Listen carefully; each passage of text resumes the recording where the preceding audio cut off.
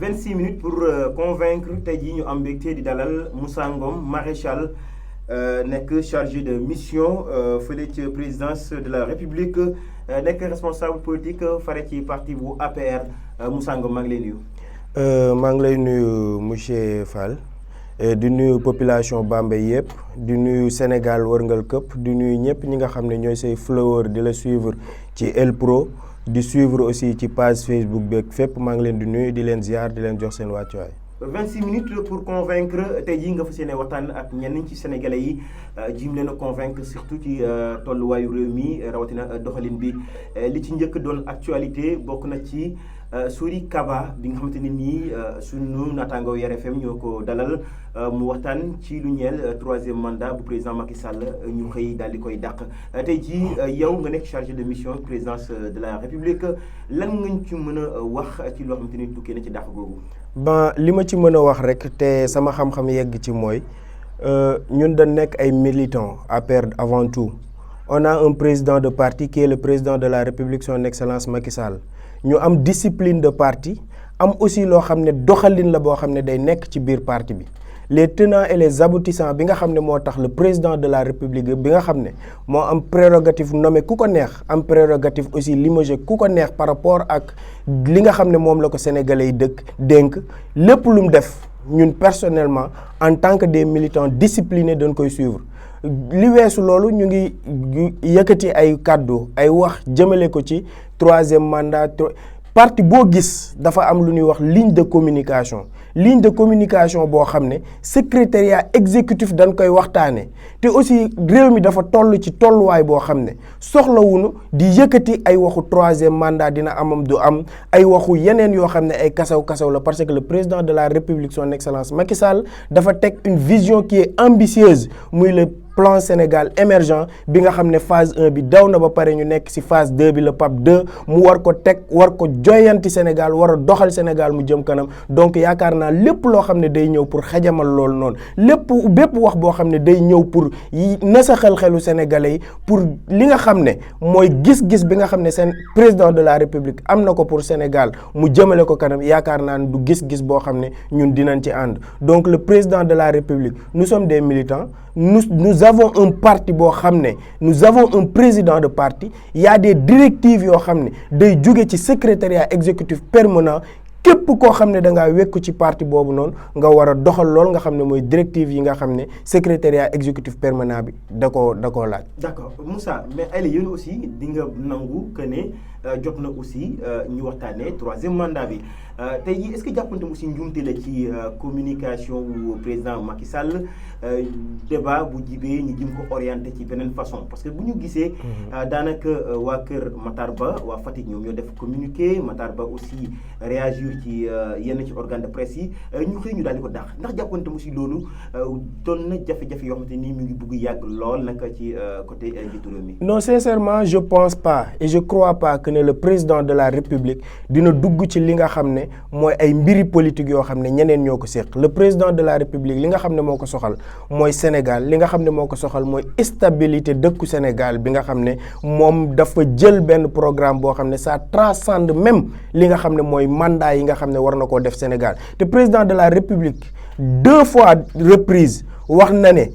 il n'en est pas question li nga xam ne mooy troisième mandat ñu koy tudd parce que bokkul ci li nga xam ne sax moom instant bii nii def na ko ci boppam wala xalaat na ko sax pour l'instant il a que 2 mandats yoo xam ne wax na ko te ñun li nga xam ne président daf koo wax ñun lépp lu président wax dañ koy gëm ba ni ñuy gis leneen te ban ko xamee ba léegi di ànd ak moom ba léegi lépp lu mu wax lu mu gëm la te loo xam ne à chaque fois da koy def donc li nga xam ne wax na ko te nga xam ne wax na ko à 2 reprises ñun loolu lañ jàpp ne moom moo am te j'espère que ne jaratul sax ñuy attardé wu ci li nga xam ne mooy 3e mandat ak 2e mandat mën nañ wax ci li nga xam ne mooy soxal sénégalais yi muy phase 2 wu PSE bi nga xam ne indi na ko fi ak li nga xam ne bëgg na ko def ci Sénégal pour kat incha allah boo xamee bi teg Sénégal ci li nga xam ne les rails de l'émergence nga xam ne bu fi jugee kat dinañ ne Macky Sall def na fi loo xam ne benn président mosu ko fee def. D'accord mais ay la yéwén yow aussi en tant que chargé de mission tey jii am nga benn aperçu si 3e mandat bi ndax Macky Sall dina respecter lu mu waxoon wala déet. Non je vais pas me prononcer sur ça ce que je veux dire mooy le président de la république am na kàddu te kàddu gi mu wax ñun moom lañ gëm ba li ñuy gis leneen donc li nga xam ne moo jëm ci 3e mandat sincèrement mënuma ci prononcé wu. parce que da ngay ragal ñu dàq la. non du ragal dàq ak lu dul dàq discipline de parti dafa am biir kër sax boo fa duggee sa waajur danaan lii tere naa ko ci kër gi lii buñ ko wax parce que kër kat buñ bëggee mu dox ay wax ju sew day tasam kër te wax ju sew kat taxul kër jëm kanam. Donc j'espère que ne danoo am loo xam ne ci leen jëm le président de la république a une vision le président de la république a un programme boo xam ne moom la proposé sénégalais yi ba sénégalais yi jox ko majorité ci li nga xam ne mooy élection présidentielle yi nga xam ne jóge nañ ci muy lu historique loo xam ne amul benn président bu ko mës a am muy plus de 58%. Donc loolu nga xam ne sénégalais yi wóolute nañ ko ba tax mu jox ko yaakaar naa ne ci loolu lañ war di communiquer muy li nga xam ne war na koo def Sénégal war na koo defal sénégalais yi pour que bu fi jógee kat ñu ne Macky Sall def na fi lu fi mosul def comme ni ma ko waxee woon. est-ce que yéen itam aussi Moussa Ngom da ngeen war a mën a waññaar sénégalais yi naan leen fii ngeen war a xool wala fii nii ngeen war a waxee ba tax 3e mandat bi forcément non terewuñ sénégalais yi wax nous sommes dans un pays démocratique ku ci nekk am nga liberté li nga xam ne sañ nga ko bëgg nga koo wax ko mais ab parti laa la wax parti boo gis dafay am ligne de communication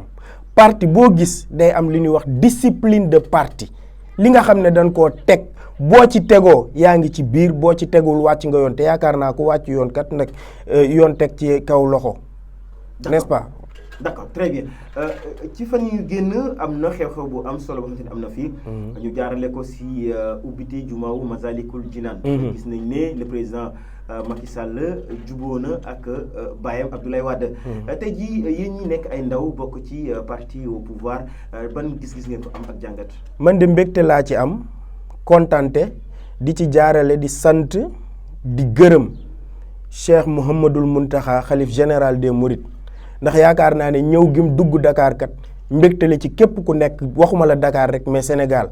ndax yaakaar naa lu Sénégal yëpp bëggoon la mooy réconciliation le président de la République son excellence Macky Sall ak le président Abdoulaye Wade parce que aussi lépp lu dul jàmm rek jàmm ko gën te yaakaar naa ne Sénégal benn bopp la te kenn mënu koo xar ñaar te xam-xamu ku ne soxla nañ ko pour tabax réew mi képp kuy sénégalais te am xam-xam bu rafet pour loo xam ne day jëmale kanam Sénégal le président de la République Macky Sall yaakaar naa ne da lay tàllal loxo pour jël loolu nga xam ne mën na nekk un plus pour Sénégal kat mu jël ko dolli ko ci donc loolu rafetlu laa ko def am ci mbégte parce que apaisement climat politique bi nga xam ne indi na ko ci réew mi nga xam ne dina tax ki nga xam ne mooy le président de la République son excellence Macky Sall mën a continuer li nga xam ne mooy gis-gisam mooy bëgg-bëggam ci réew mi mbégte lañ ci am. kontante te xam ne lépp loo xam ne du jàmm rek jàmm moo ko gën. d'accord Moussa sama laaj bi xëy na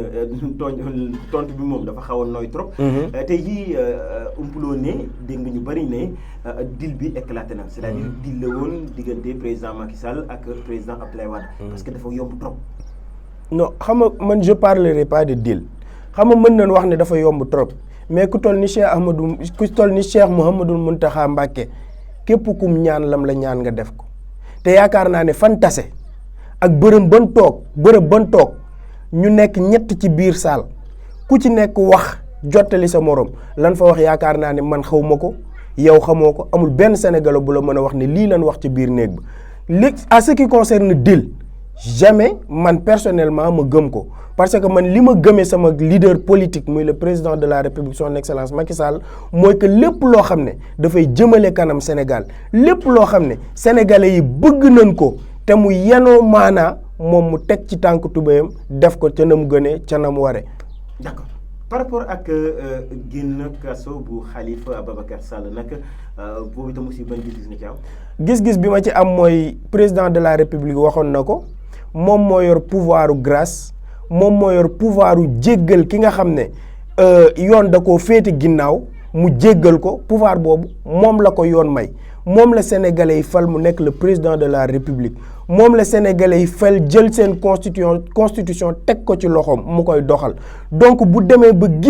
am gis-gis dem ba am yëg-yëgu baal ki nga xam ne mooy le président Khalifa Sall pour mu génn dellu ci ay njabootam tamit dafay jëm ci rek ci li ma waxoon l'apaisement du climat politique bi nga xam ne am na ci Sénégal bi nga xam ne ngawti wax ji fu ne daf fa doon jibe peut-être pour apaiser lool pour mën a doxal li nga xam ne war na koo doxal te peut-être aussi ñëw gi nga xam ne aussi comme ni ma ko waxoon sànq rek sëñ Mountakha ñëw na ko Dakar peut-être loolu aussi participer na ci. sëñ Mountakha de kon waroon na yàgg ñëw Dakar. non sëñ Mountakha moom macha allah comme ni ñu koy woowee rek mooy mbégte bi. non mais c'est que li ci xaw a jaaxal ñu bëri itam aussi. bokk na ci bu dee ñaan rek du sëñ Mountakha rek moom moo ñaan président Macky Sall. jàpp ca la mu jàpp.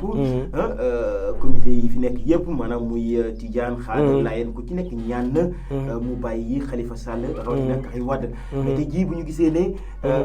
ci ubbite jumaa ji bàyyi na ko dañuy jàpp ne xëy na dil la boo xamante ni mu ngi ñoree foofu. non man je parle pas de xam nga sénégalais sincèrement le problème en est que lépp luñ gis lu baax wala muy lu bon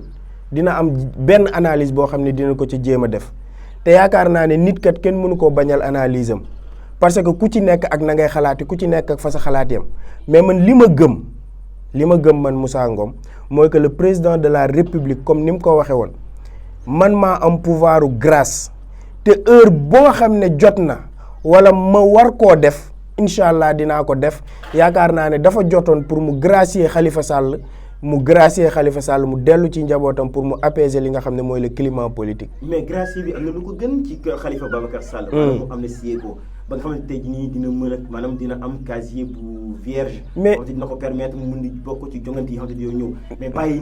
nii rek pour bàyyi loolu tam aussi. xam nga aussi amnistie c'est ak grâce du benn. amnistie du ci loxo président lay jóge amnistie parlementaire yi ñoom ñoo koy def donc li nga xam ne moom ci pouvoir am la nekkoon muy gracier ko pour delloo ko ci njabootam yaakaar naa ne def na ko le reste nag li ci des loolu entre Khalifa Sall la parlementaire yi ak la ca kanam mais li nga xam ne moo nekkoon ci pouvoir am te nit ñi doon ko ñaan mooy mu gracier Khalifa Sall yaakaar naa ne loolu le président de la République def na ko le reste nag yaakaar naa ne mu ngi suñu kanam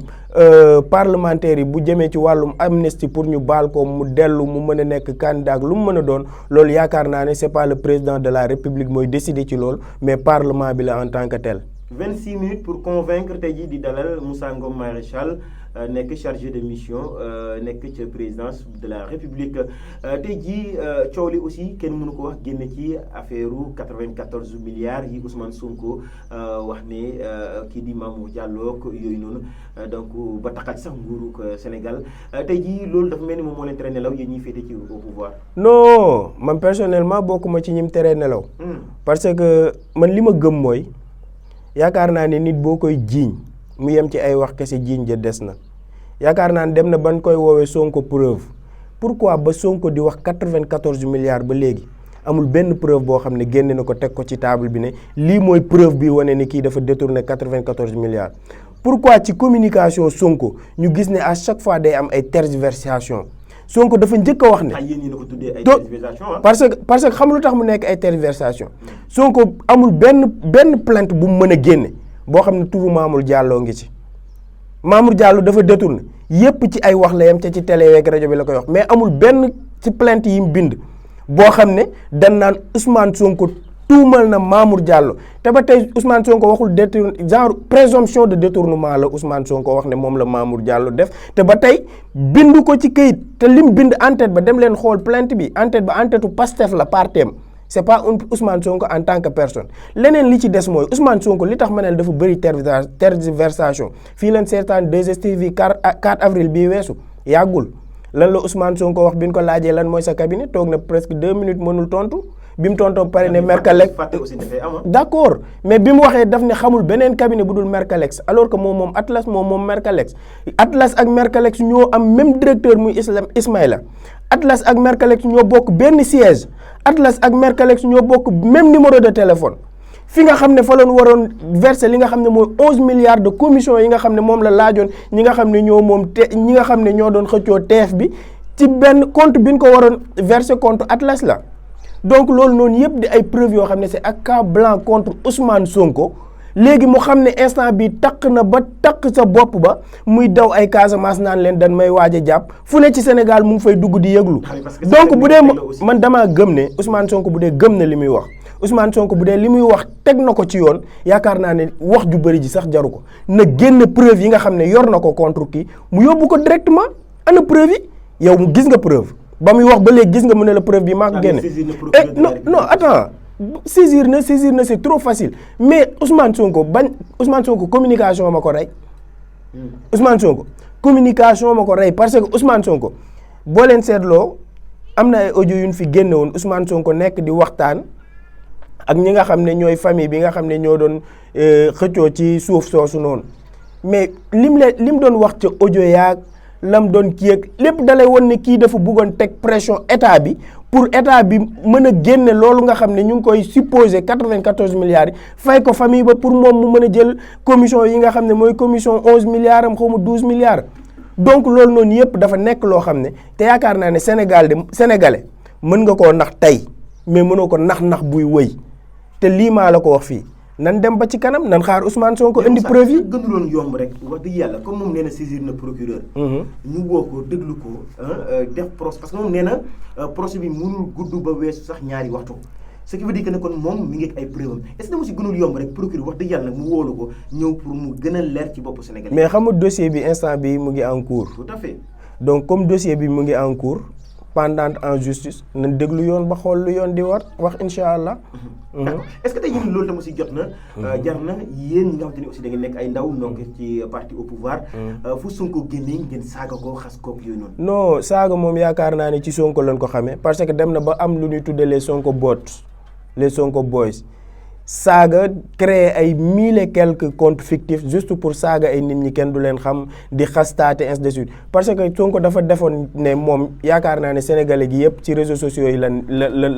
mën a jaar pour nax leen yaakaar ne sénégalais yëpp ci réseaux sociaux yi bu ñuy gis fu ñu tourné gis Sonko ku wax Sonko dara ñëpp booloondoo saaga la mooy tax sénégalais yi kii alors que sénégalais yi danoo yeewu léegi et que sénégalais yi danoo teg seen bët ci li nga xam ne le président de la république daf ko def ci Sénégal ci li nga xam ne président de la république daf ko jële Sénégal en 2012 bi muy ñëw ci kii bi indi ko jële fa Sénégal indi ko Sénégal nga xam ne fi Sénégal nekkoon en 2012 boo koy comparé ak fi nga xam ne Sénégal nekk na fa léegi nga xam ne y a beaucoup de progrès y a beaucoup de changements yoo xam ne le président de la république Macky Sall indi na ko ci dëkk bi te waa dëkk bi épousé nañ lool ba tax ñu joxaat ko deuxième mandat avec un score jamais égalé. d'accord terewul ak li président Macky Sall def ci biir réew mi yëpp daanaka foo laal mu ngay metti. dégg nga sax ndaw yi APR ci boppam ñoom ñooy def ay sorties. di wax ne Mbour va mal Thiès va mal. Sénégal daal ci gàttal va mal. non politique ak coow ànd te yaakaar naa ne ndaw mu nekk di politique kat kenn mënu koo teree wax politique moom ak coow ànd politique bu ca coow dakkee rek nekkatul politique. parce que aussi ku nekk dara di ci sonn tamit yaakaar naa ne parce que comme li ñuy wax daanu dajul suuf seul mu dajul kanam yàlla mi mën lépp sax deful lépp yaakaar naa ne président de la république am na gis-gis am na bëgg-bëgg ci ndaw ñi te yaakaar naa ne mu ngi koy doxal mais ndaw ñi buñ jógee ñenn ci ndaw ñi buñ jógee muy Mbour muy Thiès muy feneen ak feneen di def Mbour va mal Thiès va mal ainsi de suite si seen droit la nekk pour def ko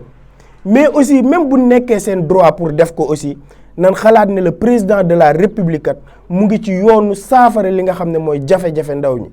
mais tamit may lancer beneen appel ki nga xam ne mooy le président de la république di le président de notre parti di ko wax ne na gën a jox nopp ñi nga xam ne mooy ndaw ni malgré que jox na leen nopp mais na leen gën a jox nopp parce que ndaw kat mooy avenir u ëllëg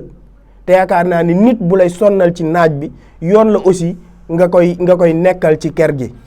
donc di ko lancer ki nga xam ne mooy le président de notre parti. d'accord nga si yenn ci ndaw ñi nekk ci parti au pouvoir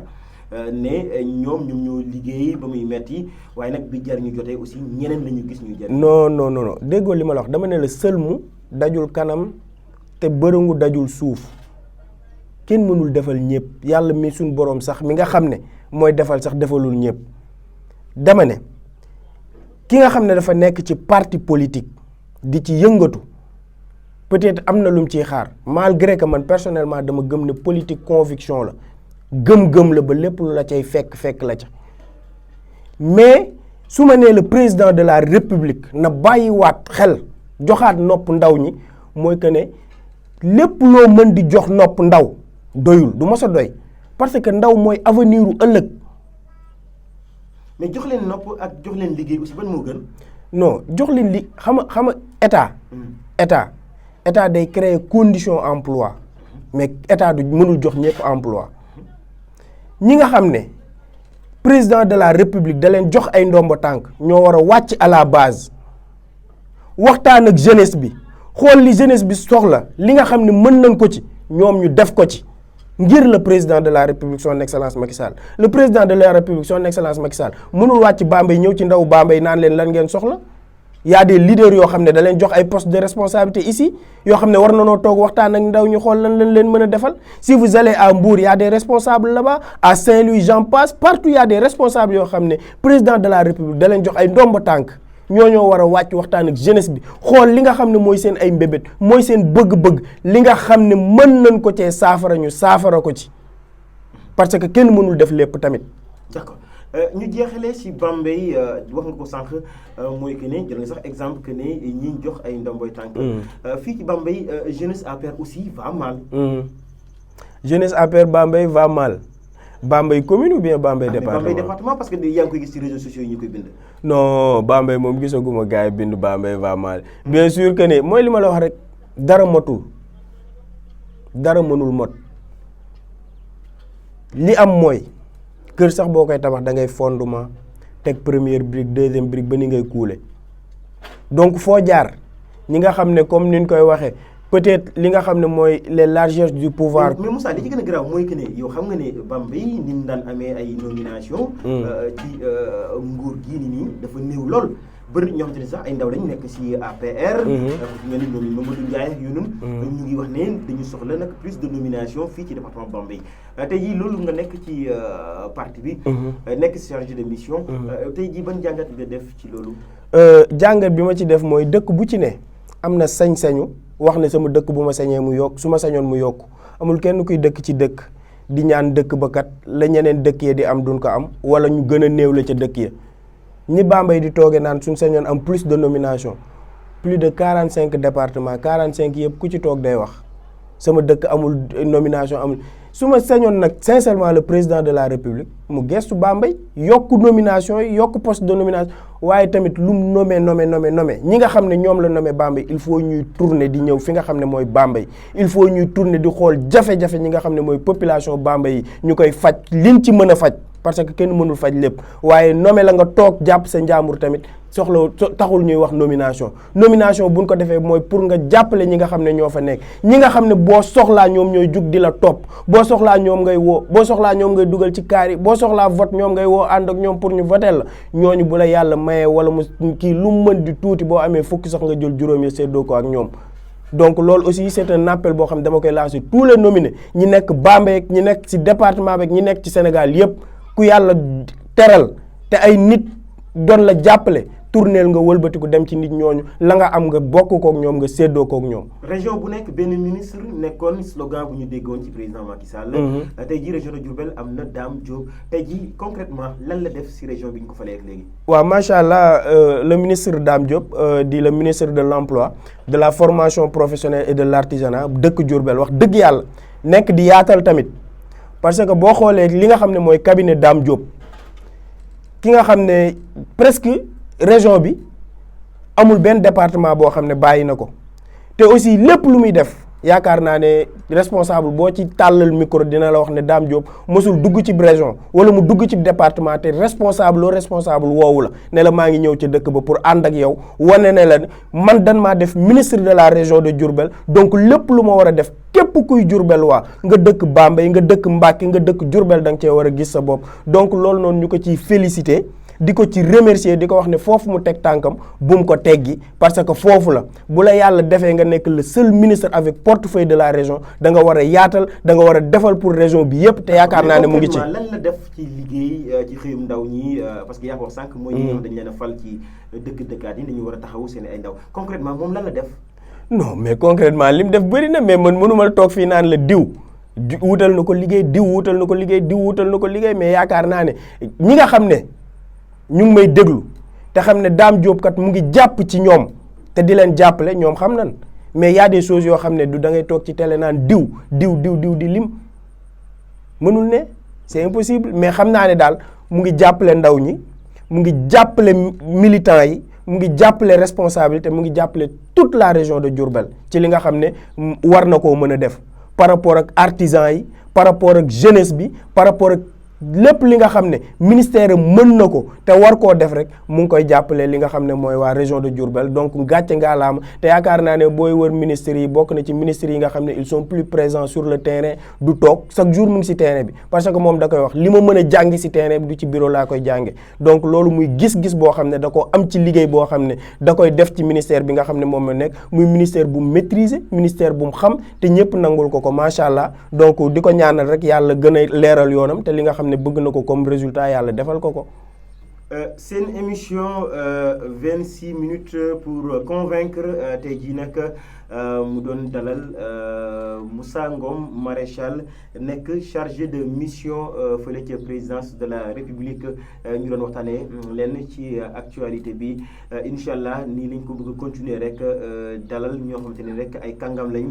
ci domaine bi nga xamante ne nii ci la ñu nekk 26 minutes pour convaincre fii la ñu yemale di leen jox doon ba beneen yoon incha allah jërë ngeen jëf.